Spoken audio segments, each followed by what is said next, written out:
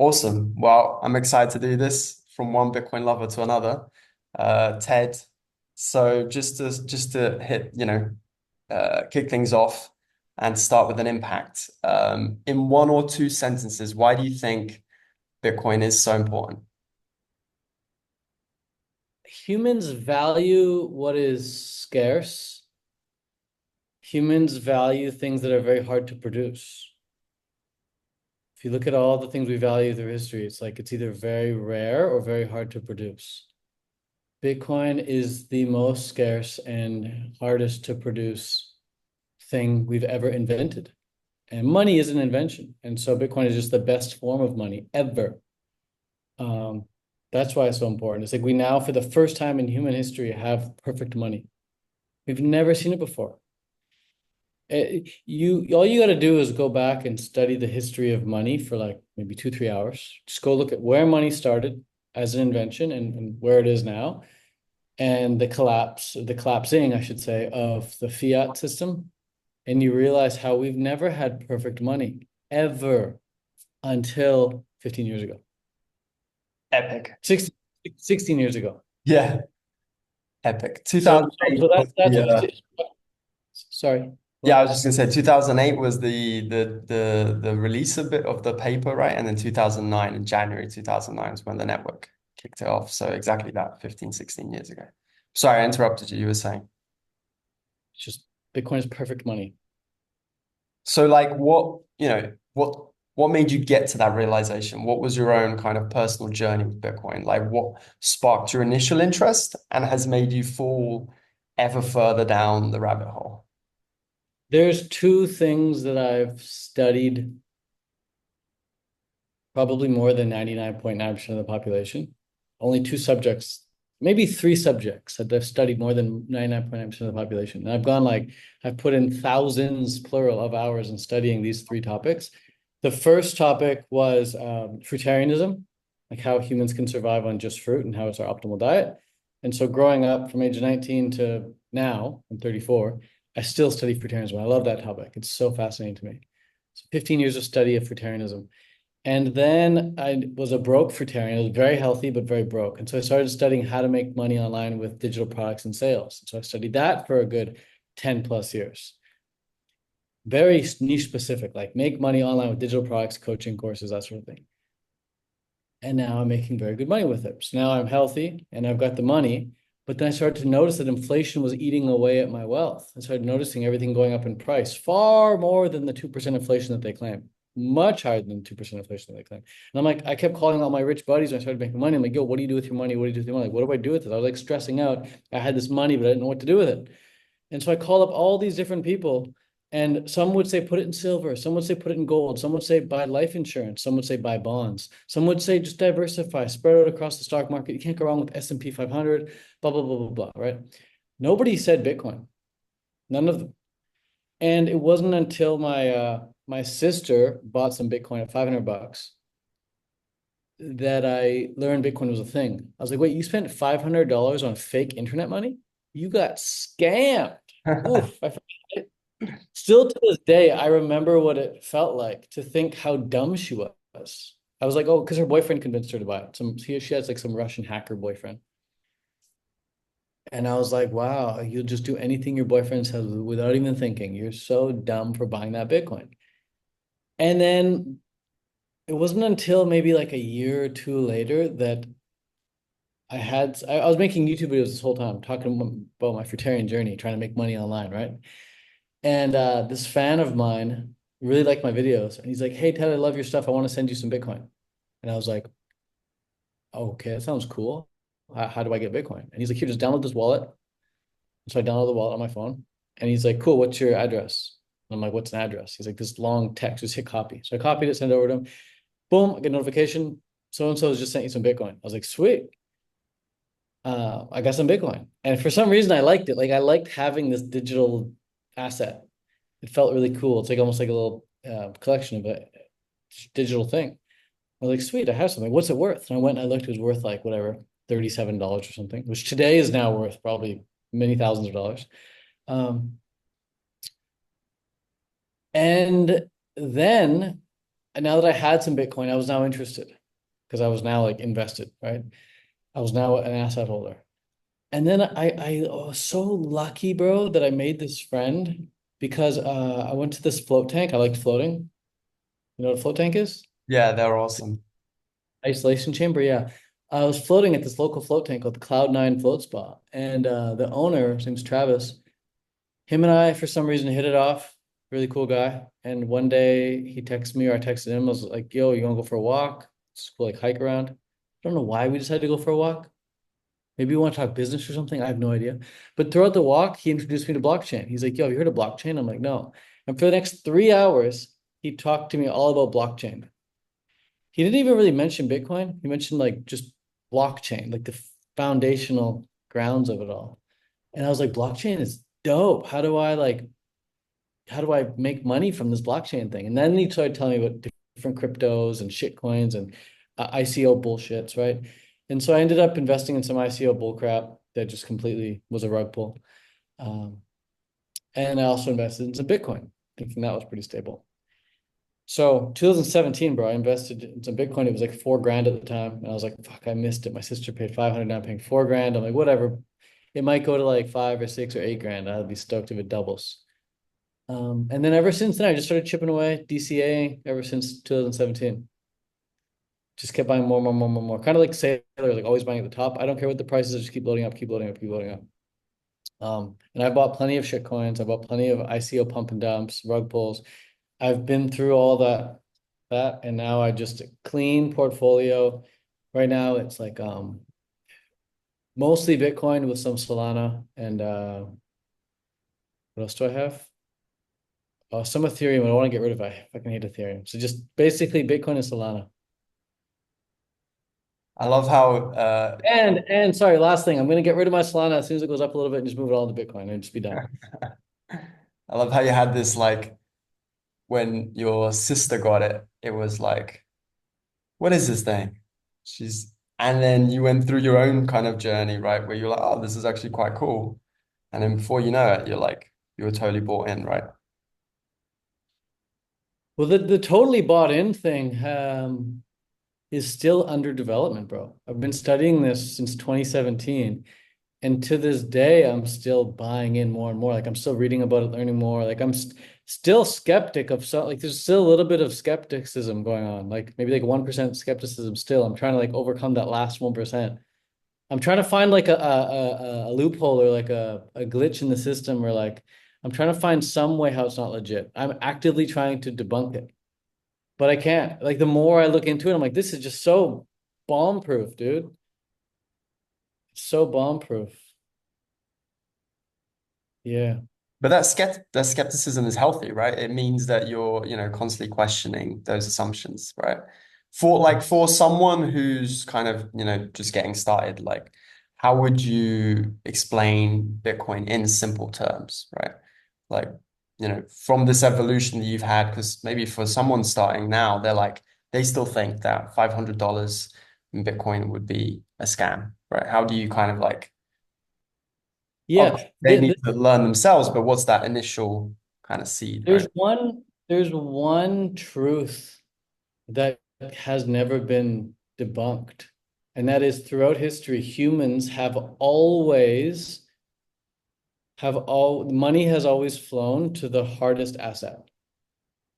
The hardest asset becomes the best money. So before Bitcoin, it was gold. And I encourage people now to this day to go watch some Bitcoin versus gold debates on YouTube. They're very interesting to watch. And the more you watch them, you should watch like 3 or 4 of them. The more you watch them, the more you realize, wow, gold bugs are just stuck in the past.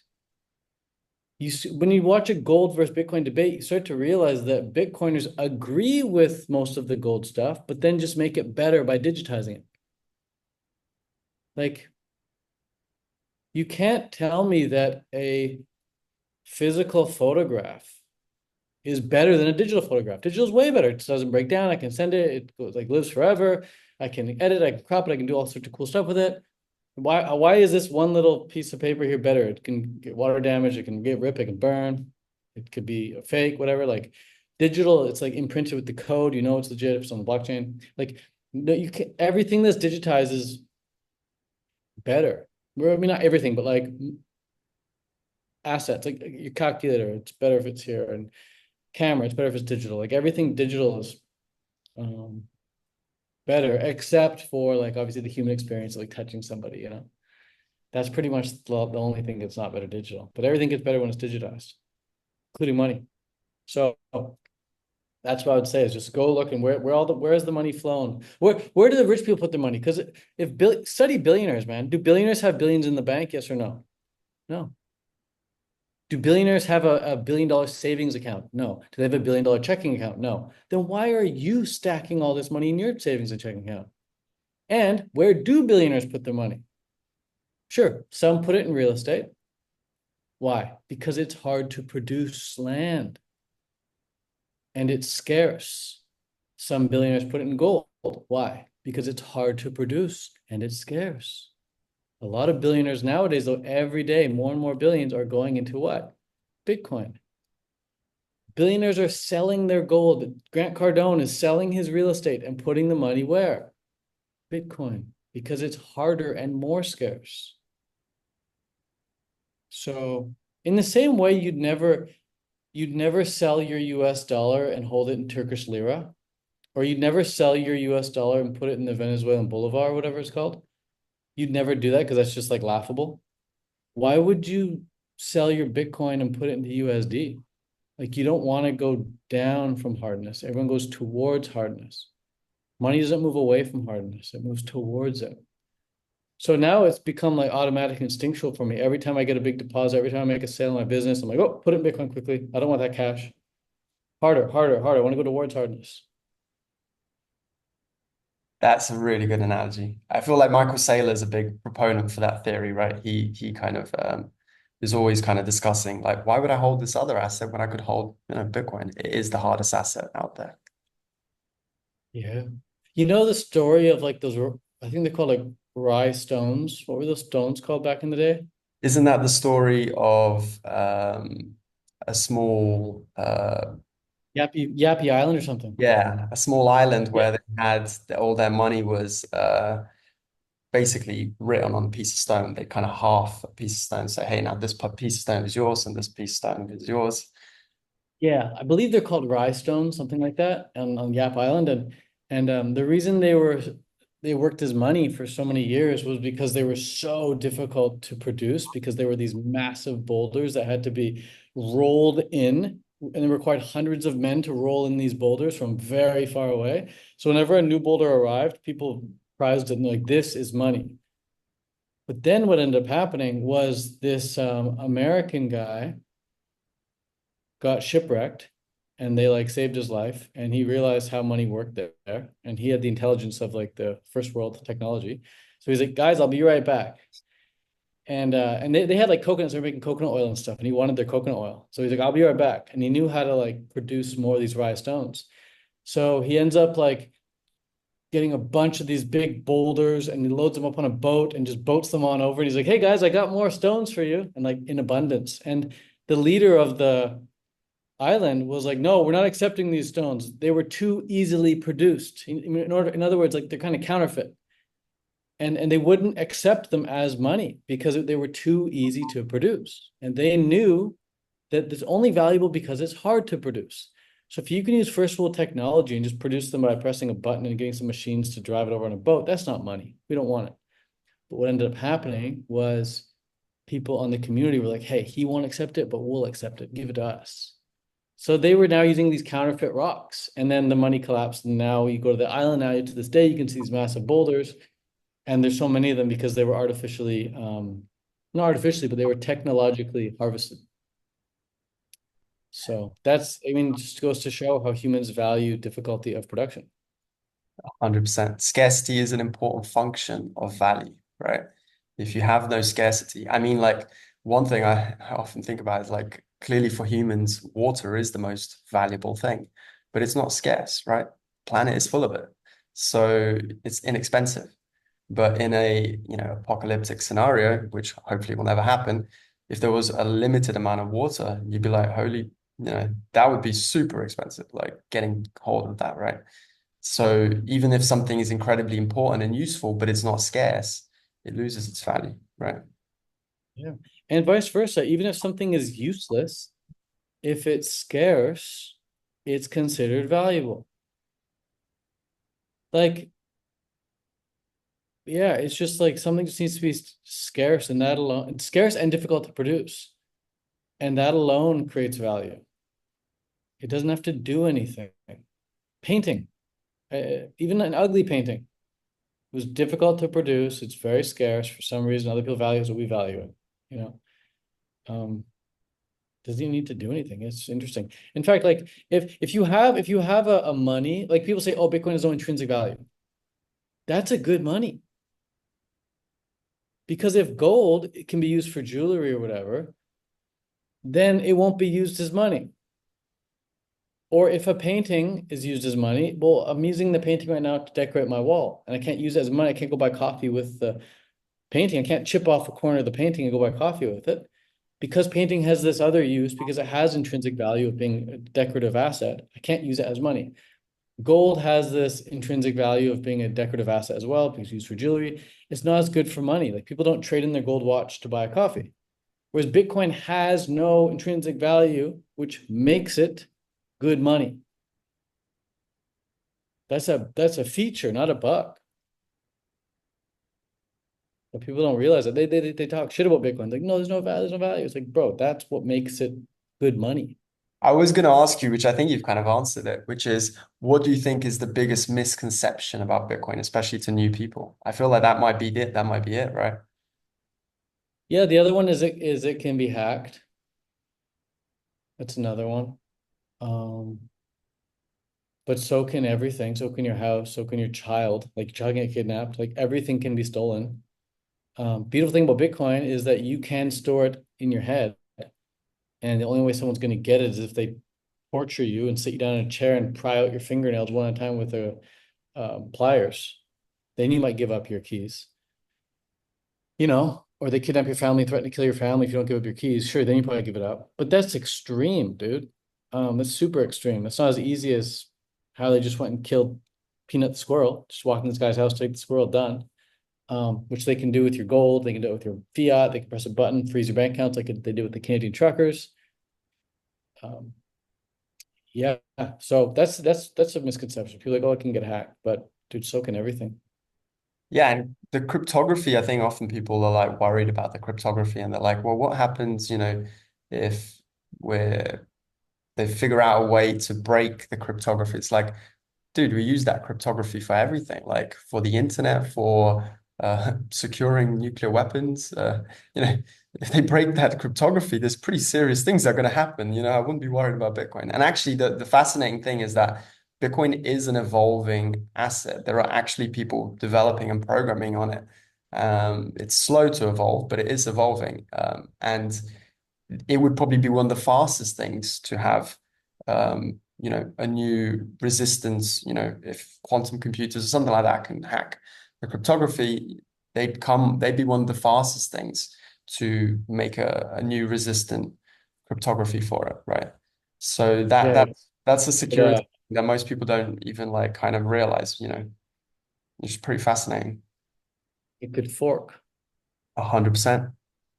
What do you think is like its role in, the wider world, the macroeconomy, and this kind of rapidly evolving world we're in, right? It equalizes the playing field, dude. Somebody in Nigeria can now invest in the exact same thing as somebody in America.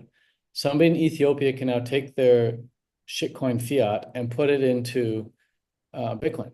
They can put it into the Apex asset, the Apex property. Like right now, somebody in Uganda cannot invest in downtown Miami, downtown Manhattan, but they can invest in Bitcoin, which is the exact same digital property that somebody in Manhattan and downtown Miami is investing in too. So all these poor people who are living in countries where the inflation is terrible and the dollar and their currency is worth nothing, if they have internet connection, which they pretty much all do, they can now invest in the same appreciating asset that I'm investing into, the same property that you're investing into. So it equalizes global investment tactics. It's pretty cool.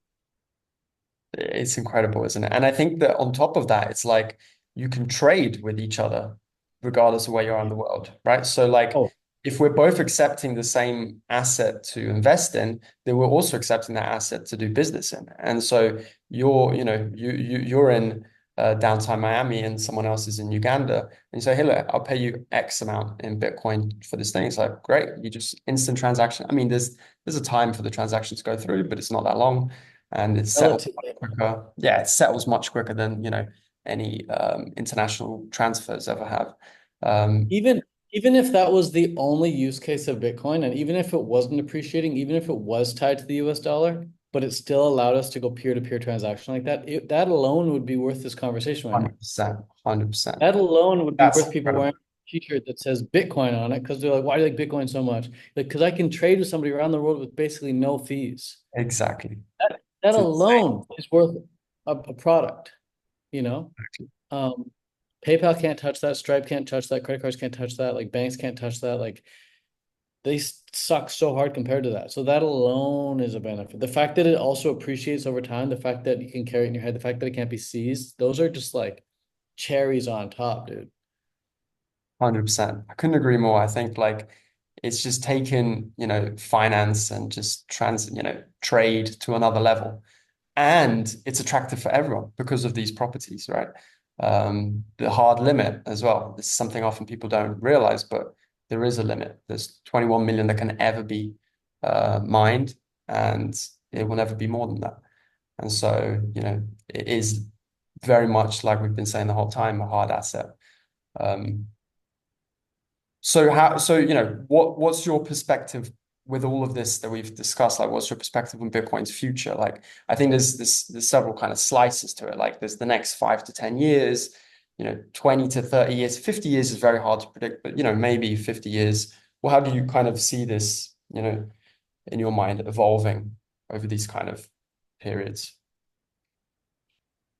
I do not like to make predictions, but I will say that I am very surprised with how much we've progressed so quickly and how effortlessly we've integrated into mainstream with ETFs and BlackRock.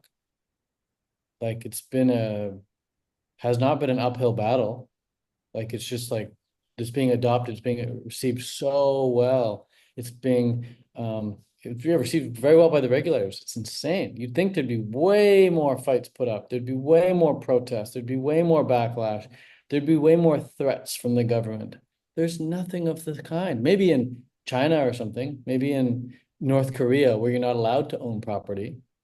So in countries where you're not allowed to own property, sure, there's probably going to be some uphill battles to fight, but then you got other problems, not your own property. Um, but in countries where you can own your own property, Bitcoin is being accepted so well by regulators. It's beautiful. If it continues at this rate, there's only one thing that can happen, and that is number go up. Like only one thing that can happen. The more money gets flowed in, the higher the price has to go. Um, The only reason the price has been sideways for so long is because there's been an equal amount of people buying and equal amount of people selling, people just cashing out because they need some cash. They're desperate. Most people in America and Canada around the world are desperate for money. They're just so poor. So right now, all the sell-off is happening from the poor people. What's going to end up happening is the poor people are going to have sold all their Bitcoin. All the rich people are going to continue to buy it up. Like more Bitcoin are being bought today than are being mined. So 450 are mined per day. More than 450 are being bought per day. So new issuance is already being bought up. So all this, like the fact that the price is going sideways just means that poor people are selling off because they need some cash because they're desperate. And we now, for the first time ever, have a new type of buyer. We now, for the first time ever, over the past year or so, we now have real estate investors buying Bitcoin. They don't plan to sell. We've got institutions buying Bitcoin. They don't plan to sell.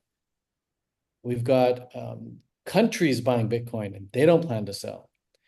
So this new type of buyer didn't help us get to 60 grand in the first place.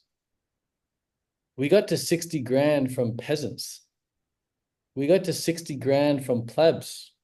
We got to 60 grand from a bunch of broke Americans with people whose net worth is under 100 grand. Like we got to $60,000 Bitcoin from brokies.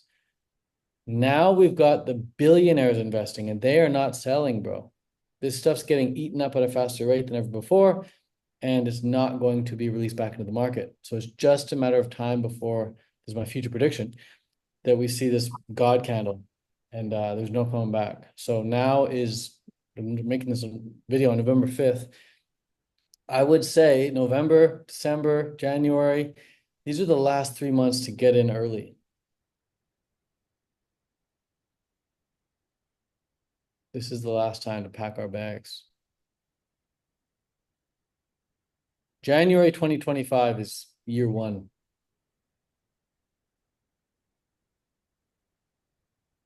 I I couldn't agree more in the sense that we've kind of gotten past the is this thing gonna survive stage, and it's now like how can it's about awareness and about like how can certain people get hold of it, right? The ETFs have made it really easy, but there's still, if you're a huge sovereign fund or something, it's like, well, it's still awkward if I have to use an ETF. And these big players are thinking like, how can we actually get in? And um, you know, and it's sheer supply and demand, like you said, like now the speed at which new Bitcoin is getting mined versus getting bought up by holders who won't let go is, yeah, as soon as that kind of shifts in the right equilibrium, like the equilibrium shifts slightly out, price goes up, right? Number go up.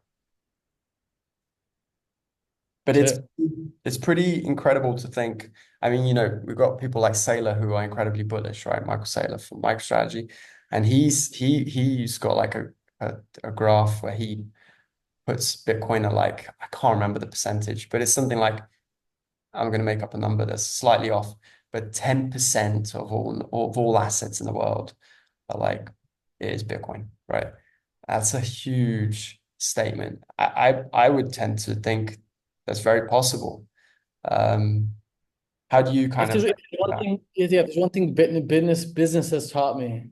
People ask me like why I have so much conviction with my business um, and why I'm so much conviction around my company and how much profit we're going to be able to generate over the next few years. It's because I understand that fundamentals apply universally. So if you have fundamentals dialed in a business, you're going to be a successful business. If you have fundamentals dialed in as an athlete, you will be a phenomenal athlete. If you have the fundamentals dialed in a relationship, a monogamous relationship, you'll have a fantastic marriage. If you have the fundamentals dialed in with physics, when you're building a rocket ship, the rocket ship will succeed. Fundamentals are fundamentals for a reason. Like they cannot be broken. They're fundamentals. And so again, one of the fundamentals of money is money flows into the hardest asset, period. If hard to produce, money goes there. And so we know that Bitcoin's the hardest thing to produce. It's going to become infinitely hard to the point where you cannot longer produce it. It will become infinitely scarce. Like no new Bitcoin, no new issuance coming 2140. Like we'll be dead, but our consciousness will still be in AI, I'm sure. So, dude, fundamentals, like just study the fundamentals of economics, study the fundamentals of money, look at the history of money, watch what's happened.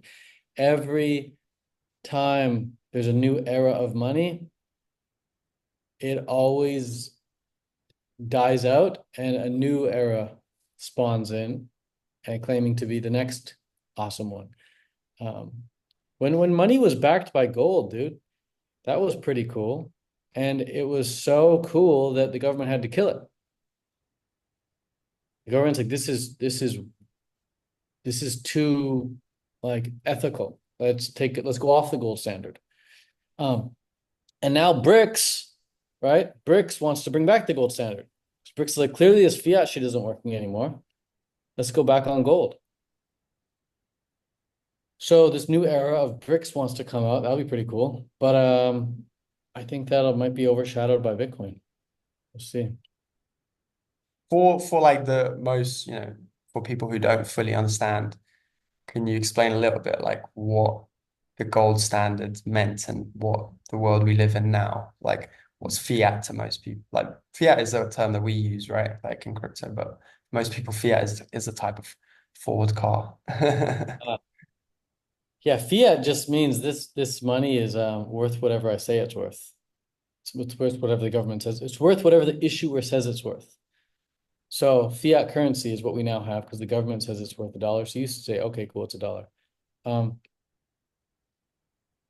but back in the day, $1 got you, I don't know the amount, let's say, I don't know the exact amount. I doubt it was an ounce of gold. It was a certain amount of gold, like a ratio of like this much money equals this much gold. So every time you had this cash, you could always go and cash it in for, and they would give you gold. They'd hold the gold, physical gold bars in the bank. And you could go to the bank and cash in for your gold. Because gold was too cumbersome to carry around. And so it actually made sense. It was actually a very genius idea. They're like, hey, gold is amazing. We love gold. Everyone loves gold. Who doesn't love gold? Gold's amazing, right? Yeah, cool, sweet. But carrying gold sucks. Put in your pocket, put in your backpack. You don't want to travel across the country with a bunch of gold. So here's an idea. Give us your gold. We'll hold it for you. And in exchange, we'll give you some paper notes. You take those paper notes, you travel across the country, you cash them into a different bank, they'll give you your gold back. It's actually beautiful. It was actually a very, very smart, clever human idea. And it worked. Money worked like that because gold is very hard to produce, is very scarce, and you could cash in your fiat toilet paper for they weren't even fiat back then. It was like gold notes, an IOU. Cash in your gold IOUs for gold. But then what ended up happening was countries around the world started asking the banks for their gold. Like not just a few people, like literal countries, governments were asking American banks, hey, can we have our gold back? And all these countries all of a sudden started asking America, hey, can we have our gold? Can we have our gold? Can we have our gold? And America's like, yeah, we'll get to it, we'll get to it, get to it, get to it. Then the country's like, yo, we want our gold, dude. And America's like, yeah, we're gonna go off the gold standard. Temporarily, what does that remind you of? 2 weeks only. Temporarily, we will go off the gold standard. Temporarily, we are suspending the transference of notes to gold. Just temporary measure. It's only 2 weeks. And then never went back. So because they didn't have the money, they didn't have the gold. Still don't have the gold. That's why they're now freaking 30 trillion, keyword trillion dollars in debt. They can just keep printing more and more and more and more and more and more and more. Yeah, So coming off the gold standard gave governments unprecedented power, right, as well, right? Because we kind of began to accept this, whatever the government prints is money. And so they can keep printing more and more money. And, it works because of demand and supply, but it ultimately means they control the money supply in a way which pretty much all the central banks in the world have now kind of adopted and has led to this really odd world that we live in where people are like, oh, it's unaffordable to buy a house nowadays. That people don't actually associate, part of those problems with, well, the government can just keep printing more and more and more money. So what do people with money do? They go to the hard asset, like you were saying. So they buy houses and they buy the rest. And so, you're inflating away, you're destroying the purchasing power of people, you know, yeah. by just having this kind of centralized control where they can just keep issuing more and more money. And it's it's clearly unsustainable, right? There's like, the debt of most of the developed countries is just insane, right? It's at some point something will break, right? It's just not obvious how or when or how long the system can kind of go, right? The other interesting thing about the money printer that no one really talks about, but is definitely true, is that those who are closest to the money printer benefit the most. So, for example, if you and I find out right now, sitting on the Zoom call, we find out all of a sudden within the next 1 minute, $10 trillion has been injected into the local community, like trillions of dollars floating around the community right now. We're like, holy fuck, everything's gonna be way more expensive. Now you and I are screwed. How are we gonna afford this now? Because where's our trillion? We didn't get part of the trillion. It's just not floating around there. Like now everything's way more expensive. Um, but let's say you and I printed the trillion. Now we're trillionaires, buddy. Let's go on a shopping spree. Let's go. I'll take you with me. right? You and I are rich because we're right next to the printer. We get the trillion first. So whoever gets the money first and whoever puts it into the economy, they are the rich motherfuckers. But you and I, on the receiving end of like finding out, hey, trillions of dollars has now been injected. Well, by that point, we find out it's too late. Now we are the victims, not the perpetrators. So if you're sitting right next to the money printer, dude, and you're the one to do the counterfeiting, you don't mind inflation at all. And this is a fascinating thing about you've been to America? Yeah, yeah. Been a few Yeah. times. So if you look at a Canadian bill, like a physical paper money bill, it's not even paper, it's like waterproof, fireproof plastic. It's pretty cool. It's like holographic and stuff. It's very beautiful money. It even smells like maple syrup if you scratch $100 bill. But American money is dog shit. It's proper like toilet paper. And you cannot tell the difference between a fake one and or a real one and a counterfeit one. They look, feel, smell the exact same. So you could legitimately buy a counterfeiting machine off the dark web. Not saying to do this, not financial advice, but you could legitimately buy a counterfeiting machine, print out a whole bunch of money, and you're good. No one's gonna be able to tell the difference. But that's illegal for you to do it. It's Yeah. illegal for you, Arthur, to do it. But who's ever in the banks, who's ever in the Fed, they can do it, no problem. So same act of printing new money. For you, it's illegal. For them, they can do it. And all you're doing is creating this asset. How come they can do it, but you can't? Because they need to keep you poor. They need to stay rich. That's why. The the the proximity to the money printer is such a true fact, and it's so hard to like perceive it.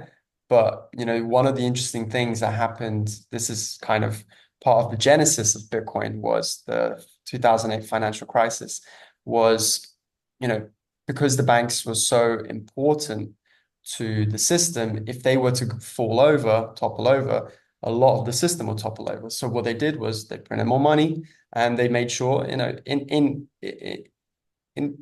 it's quite complex how they do it, but in practical terms, you can just imagine they added a few zeros in the bank account of these banks, right? And suddenly they've got loads more cash, and suddenly all the top people in the banks, they're getting even bigger bonuses. Although obviously they were the ones to even create the problem in the first place, right? So it's like a really, really hard to perceive corruption that Well, you have nothing to say they about. got they they got bailed out. Yeah, they got bailed I out. know, but what you said is so true though. It's like the 2008 financial crash, 2008 financial crisis, it was so monumentally large, and yet 72 hours later, everything was cool. Like, what doesn't make any sense? Hold on. So all these companies like are freaking bankrupt, and 72 hours later, or whatever time was, very short period of time later, everything's all good. Why? Because they pressed a couple zeros, a couple commas, boop, done, solved, back to normal. Obviously, all of a sudden, everything is back to normal. And meanwhile, like everyone there should have been absolutely bankrupt and in jail or whatever, but they're all good. So yeah, Bitcoin is born out of that frustration. Beautiful thing. Yeah, it's incredible. I mean, the for people who don't know, the Genesis block of Bitcoin has uh, heading from the Times paper from the UK saying the Chancellor's on the brink of a bailout, right? Which is literally what happened back in '08. So it kind of Bitcoin has this imprinted in the blockchain from the start of this kind of fight against this corrupt system, right? Yeah. Yeah, no one really even questions what bailout means. It just sounds good. Like if your boat is flooding, it sounds great to get bailed out. Like it's bail the water. That's like a that's a great term actually. It sounds great. Like it's a happy share that word around the family dinner table. Hey, you want to get bailed out? I'll help you out. Like it's a very helpful, noble thing to do is bail somebody out. So they use that word, but really it's the most corrupt thing you possibly do. It's like these evil people failed and now they're They're getting getting rescued. rewarded. They're getting rewarded. Ultimately, they Yeah. got rewarded, right? The luxury markets all kind of grew after that because suddenly a bunch of very wealthy people had a lot more money, right? Which is pretty crazy. Same thing happened during the COVID shutdowns. All these small companies went down, lost a bunch of money. And all the richest people got richer. All the rich companies got richer during COVID, all the small companies got poor. Insane. It's crazy. So Bitcoin, this. Bitcoin fixes this. I love that. So what do you, with all of the stuff that we've discussed, like how would you suggest beginners approach their first steps in Bitcoin? And like, how should they get started? And security is obviously an issue. Like, where should they start? Think how should they start thinking about that at start, right? Because it's a big rabbit hole and it can be quite overwhelming at the beginning. So like, you know, those first steps, what do you think? First step, I love to just get people to dip their toe in and just try and spend $5, $10 to acquire some Bitcoin. However that looks for you. Maybe it's Coinbase or maybe it's whatever, Binance, HTX, whatever your country allows you to do. If you're in Canada, I think ShakePay is pretty good. Um, but treat any company in crypto as a super little temporary stepping stone that you're trying to get away from because you don't want to rely on any company. You want to rely on self-custody ultimately. Self-custody means you carry the 12, 24 words in your head.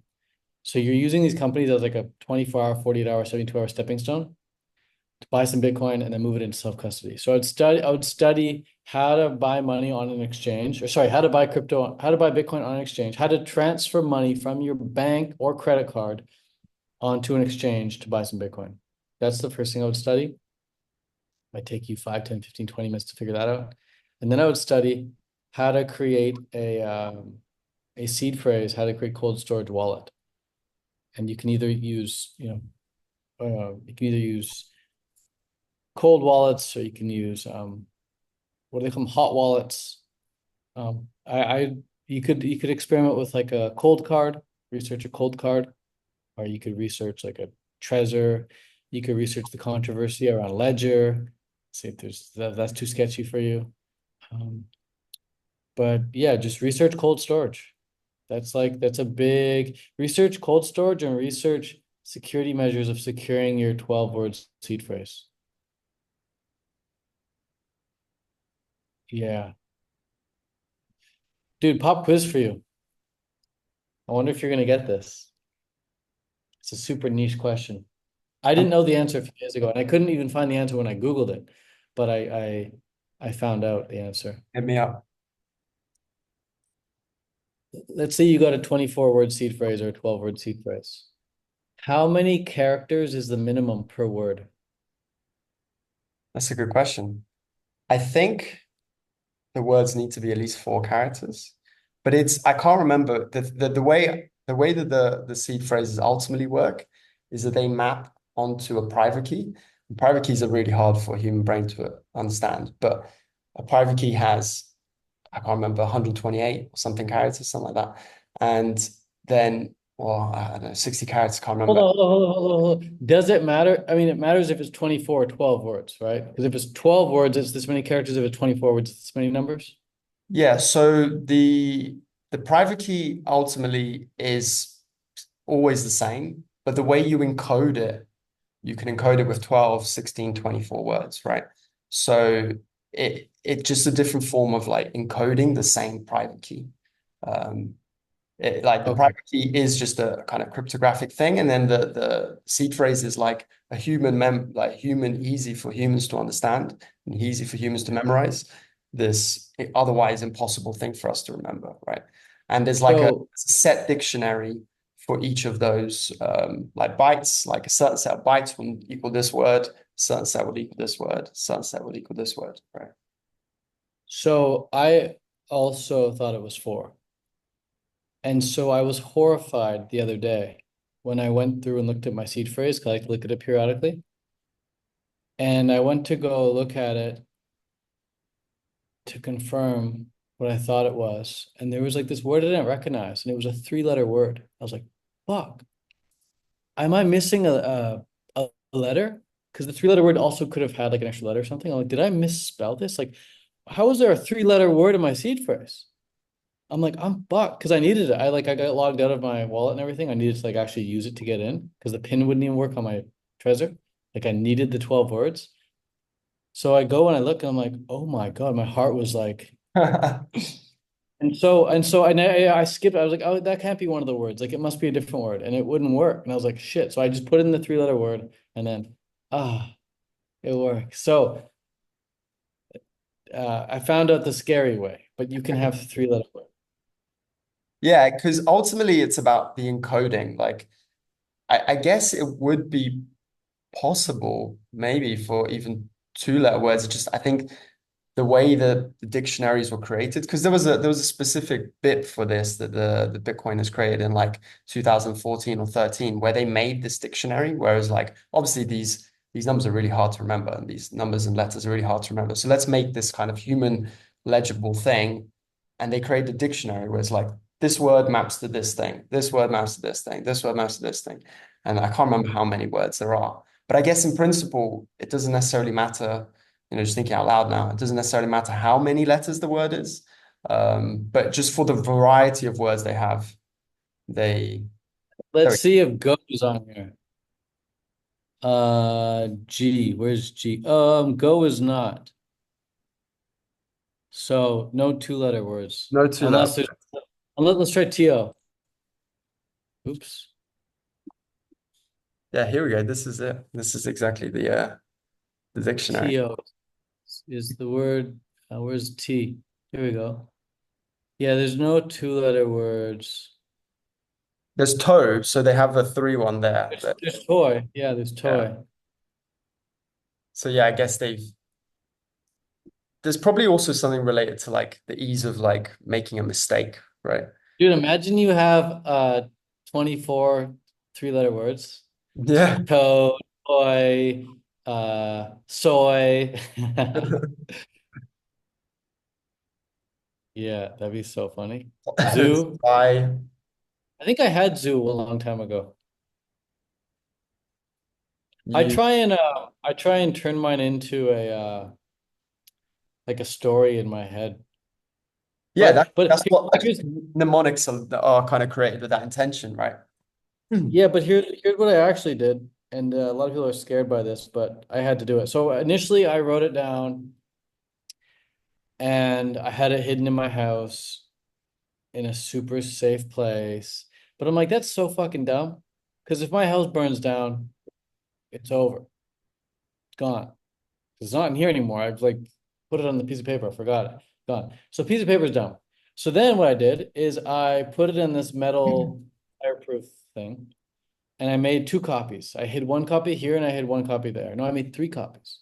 One copy there, one copy there. And I had this backup copy somewhere. What ended up happening was a year or two went by. I lost one of the copies. That's not good because if you lose it, you're fucked. Someone else could have it, right? Lost one of the copies. The other copy, I stored it in somebody's safe and they couldn't get into the safe anymore. So that was gone. The third copy, I sent someone in my family to go retrieve it for me. I told them where I hid it under these rocks. They couldn't find it. I was like, oh my fucking God. So I had to go drive like fucking 10 hours, bro, to go find this rock that I hid it. I'm like, I needs to be here. It needs to be here. Otherwise, I'm fucked. So sure enough, I go and I find it. And I got mad at the family member who couldn't find it. I'm like, bro, it's right where I told you it was. And he's like, sorry, I didn't see it. But dude, that scared the shit out of me. And so I'm like, I can't go through life knowing that my seed phrase is out there somewhere for someone to get or for me to lose. So the only solution I thought of a lot of different solutions, but I don't like any of them. The one I finally landed on many years ago, I'm so happy I landed on this, is to now just make it, it's out there on the internet, but no one's gonna know. Like I've made so many copies of it too. It's like it's on hundreds of different websites, but no one will ever know because it's just a bunch of words in a paragraph. But it's out there. Someone could Google it. If you like control F, like, or if you copy paste like my seed phrase, it'll pop up on Google. But no one's ever gonna be able to do it because there's way too many words. But it's out there in public. It's that way I can't lose it. It's out. It's like it's everywhere, bro. It's on fucking Reddit. It's on Facebook. It's on Twitter. It's everywhere. But no one will ever know. That's the only way I can sleep well at night, knowing that like it's all good. But if you have a multi-sig, then you can also Yeah, use but another factor that would protect you, right? Yeah, but then now you're dealing with adding complexity into something so simple, so beautiful. So it's funny though, because I came full circle. It's like on one hand you want to hide it, and I'm like, fuck it, it's in plain sight. Like it's out there. The whole world can see a multi-million dollar Bitcoin wallet seed phrase. It's almost as Bitcoin itself, right? Because one of the most incredible things about Bitcoin is that it works with everything being public. The code is public, the ledger is Yeah, public, my fucking everything seed is phrase. public. Everything is public. There is nothing hidden about Bitcoin. Well, here's another beautiful thought about Bitcoin too, bro. Something similar, which is you can't actually own Bitcoin. You can only own, or not even own, but you can only you can only possess the uh, treasure map to get to it. But if I get your seed phrase, I just have the coordinates. I didn't steal anything from you. I just have the coordinates to this thing. So you actually, yeah, this whole like it's such a mind bender of like you can't actually own Bitcoin. You can only own the coordinates, and the seed phrase are your coordinates. Yeah, it never leaves the system, right? It's always on blockchain, right? The interesting thing is, But also, what is a seed phrase? The seed phrase is 12 words or 24 words. You can't own a word. You can't own toe. You can't own zoo, right? You can't own those words. So if you type them in or I type them in, it's like it's not stealing anything. It's just I have the 12 words too. yeah, that visualization of a coordinates system makes a lot of sense, right?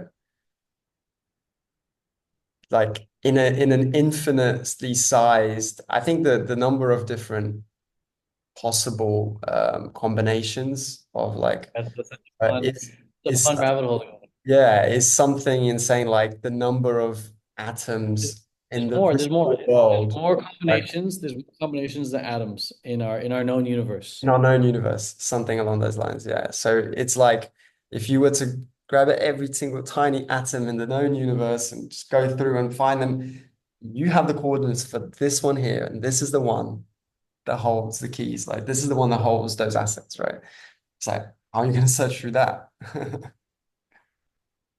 Truly incredible stuff, right? So you've Yes. got a Bitcoin community. Like, you know, how do you think that ties into your approach to this? And why do you think community is so important, for beginners and experts and everyone in the space? I created it more so to be an educational platform. Like all the best videos I've ever seen or the best articles I've ever read, I want to put them there. It's like a holding tank for the best of Bitcoin. And then the community is there is just as like a bonus way for people to ask questions and spark some ideas. And I like when people address concerns. I like to alleviate concerns with people if they have a question or concern. I'd like to put that at ease. So it's a way for me to stay sharp. But yeah, the school community, Charles School, is where I have the big school.com/Bitcoin. It's where I have the community, and it's yeah, I think to me the most valuable part of that school community is the classroom. It's just like the best Bitcoin videos I've ever watched. They're all there. Everything I learned about Bitcoin, everything I know about Bitcoin is there. And it's that Bitcoin is such, as you know, such a deep rabbit hole that even if you go through all the material in that classroom, if you were to go through it again the second time, it would feel completely new because your brain has now been remapped the first time. So you go through the second time with a brand new brain. Like I'm reading Bitcoin Standard for the second time now. It is completely different because I first read it like a year ago, and it was lot of like new information. Now I'm like, oh, I really appreciate the information this time. First time I was like just trying to absorb it. Now I appreciate the information. Like this is good stuff. First time I was like, yeah, what I didn't really think it was that good. I'm like, yeah, it's just a lot of information. But now I'm like, damn, this is good. So that's how I think a lot of things are in life. You can't really appreciate it until you've been at it for a while. Yeah, Naval had in his book, which isn't actually his, they wrote of him, right? Has the Almanac of Naval. He mentioned something about reading. He's a big fan of reading. I'm a big fan of reading, and he says something like, "Just read the best books over and over again, right? Like if you found something that's really good, read it again because you're gonna Bro, find new information, right? And it's so I have a Google Doc of my favorite author, Neville Goddard, and I just have my favorite sentences and paragraphs of him. And I just read that Google Doc. And every time I read the Google Doc, I'm like, these sentences and paragraphs are so good. So I don't even read the whole book again. I just read the freaking paragraph or read the sentence again. So yeah, Naval, show Naval. I have his book actually right across the room right there. It's very good. it's very But dude, I've got to run. Thanks for the chat. yeah, I just Great. wanted to end it on like, what's one thing you wish you had known when you first started your journey with Bitcoin for like newcomers? What's that one thing? Easy, bro. Should have bought more. Should have bought more. But That's the one, easy. right? Awesome. Ted, it's been awesome, man. Like, I really appreciate this conversation. And yeah, your community is a really good resource for Bitcoin. And if anyone has any questions, they can check out my community too there. Sweet. Thanks, Arthur. It's Peace, been a bro. pleasure, man. Speak soon.